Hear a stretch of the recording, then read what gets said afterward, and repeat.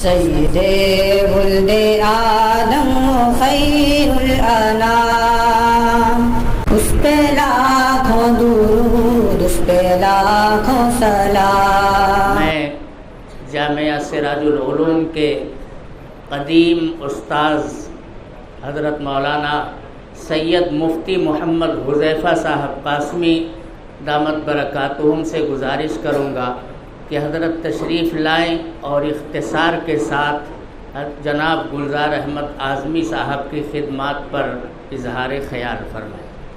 حضرت مولانا سید مفتی محمد حذیفہ صاحب قاسمی، کبھی ان میں قرار تھا، انہیں یاد ہو کہ نہ یاد ہو، لیجیے۔ بسم اللہ الرحمن الرحیم۔ محترم بزرگوں،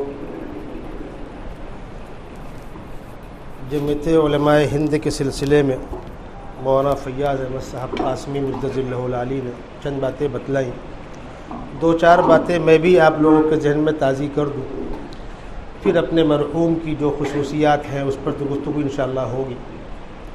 حضرت مولانا اسد مدنی نور اللہ مرقدہ کا انتقال ہوا ہے 2006 میں، اور اس کے بعد پھر کچھ دنوں کے لیے دونوں جمعیتیں متحدہ پھر آپس میں انتشار۔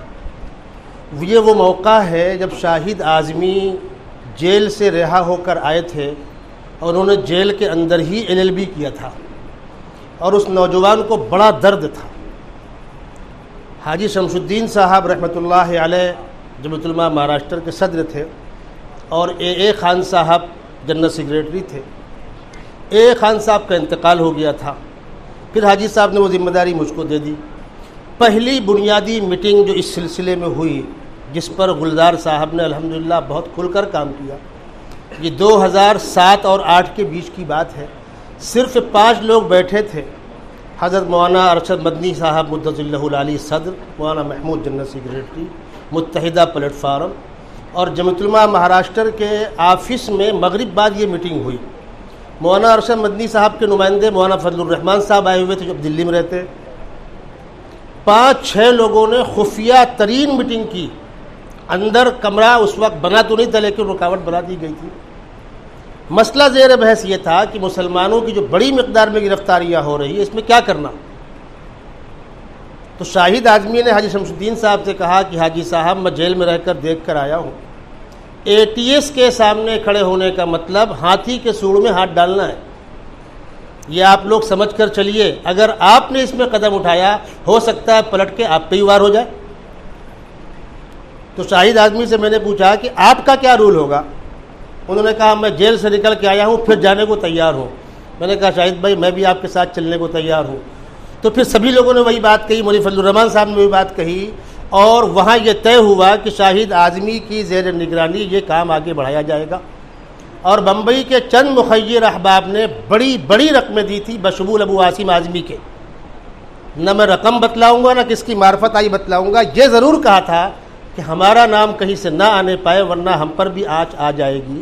اور اس وقت اس کمیٹی کا نام رکھا گیا تھا رقاب ریلیف کمیٹی۔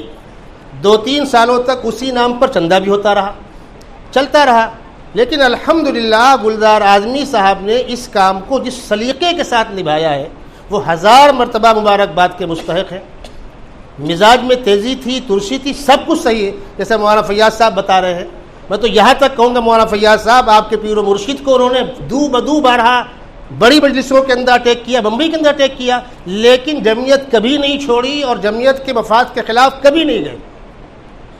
اور ادھر تو 2008 کے بعد سے تا وقت وصال ایک ایک لمحہ اور ایک ایک گھڑی ان کی جمعیت کے لیے قربان تھی، اور حضرت مولانا ارشد مدنی صاحب مجدد اللہ العالی ان پر آنکھ بند کر کے اعتماد کرتے تھے۔ نظام جمعیت علماء دلی کا تھا، لیکن فنڈ یہاں سے فراہم ہوتا تھا مہاراشٹر سے، اور حضرت مولانا کے مکمل معتمد علیہ، حتیٰ کہ وہ تیسرے کسی کی بات سنتے ہی نہیں تھے۔ اور گلزار صاحب جس طرح چاہے کام کرے، جتنا چاہے خرچ کرے، ان کو بہت زیادہ کسی سے پوچھنا نہیں ہوتا تھا، یا تو مولانا ارشد مدنی صاحب سے یا اپنے عاملہ میں رکھتے ہوں گے۔ اور الحمدللہ انہوں نے، جب میں ان کے انتقال کے بعد، جس دن جنازہ ان کا ہے، صبح 10:30 بجے ان کا انتقال ہوا ہے، میں اس وقت سہارنپور میں تھا، وہاں سے بھاگ کر دلی آیا، اور 6:55 کے فلائٹ سے مجھ کو بمبئی آنا تھا۔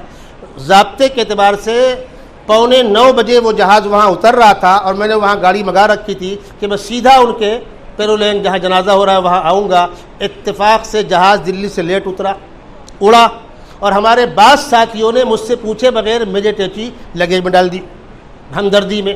بمبئی اترنے کے بعد وہ سامان دیر میں آیا۔ 10:45 پر میں ایئرپورٹ سے باہر نکل سکا اور میں مجبور ہو گیا، نہ جنازے میں آ سکا نہ قبرستان جا سکا، اس لیے کہ میرے ساتھ بوجھل سامان تھا۔ میں ایک دن کے بعد ان کے بیٹوں کے پاس گیا ہوں، وہ آصف صدیقی صاحب کا جو آفس ہے وہاں کئی سال تک میرے محرم بیانات ہوئے ہیں، محلے کے لوگ آ گئے، گفتگو ہوئی، ان کے سارے بچے تھے، بہت خوش ہوئے، روئے بھی۔ مجھے وہاں معلوم ہوا کہ مولانا عاجز مدنی صاحب بھی تشریف لائے ہوئے ہیں آفس میں اور ان کی خواہش ہے کہ آپ آ جائیں۔ میں وہاں گیا، مفتی حفیظ اللہ صاحب تھے، مولانا علیم اللہ صاحب، سارے لوگ تھے، ہم لوگوں نے ساتھ میں نماز پڑھی، کھانا کھایا، پھر روانہ ہوئے۔ اسی وقت یہ معلوم ہوا کہ آئندہ کل جلسے تعزیت ہوگا، الحمدللہ میں وہاں بھی شامل ہوا اور آج ہمارے مدرسے کے بچوں نے قرآن پاک کی تلاوت کر کے ایصال ثواب کیا ہے۔ ہم سب کے لیے اس شخصیت کا اس نازک دور میں جانا سب سے بڑا حادثہ اور سانحہ ہے۔ اللہ ہم کو صبر کی توفیق عطا فرمائے، ان کے درجات بلند سے بلندتر فرمائے۔ وآخر دعوانا ان الحمدللہ۔